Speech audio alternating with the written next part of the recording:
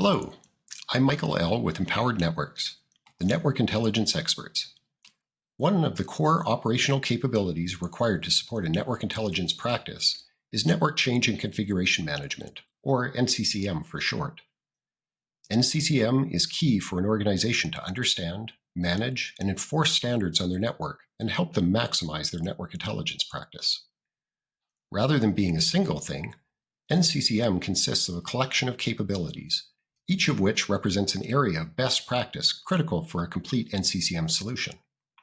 Today, we'll look at these capabilities and how they build on one another.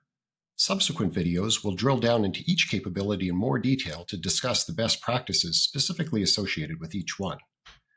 The first of these capabilities is discovery, which is the process of finding the devices that the network is composed of. This is truly a foundational capability, as you can't manage what you don't know about. Once devices have been found, an inventory process collects as much relevant information as possible from these devices. This includes information about the individual devices, as well as how they are connected to one another. Among the data collected during the inventory process are the device configurations. Having these configurations supports a number of key NCCM capabilities. The first of these is configuration backup, which is imperative in modern dynamic environments to support failure recovery and rollback activities. The second is identification of change, whether authorized or unauthorized, that may have been made to device configurations.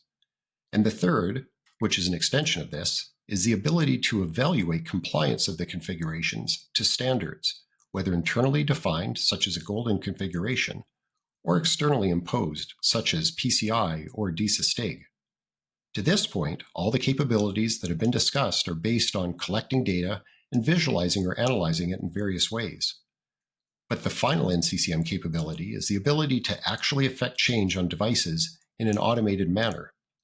This includes things such as automating firmware updates or making modifications to device configurations at scale, as well as automating remediation of configurations on specific devices in response to compliance violations.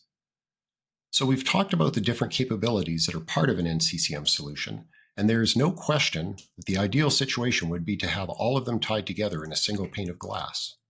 That said, as long as it's intelligently implemented and actually leveraged, having these different capabilities provided by different tools is okay too.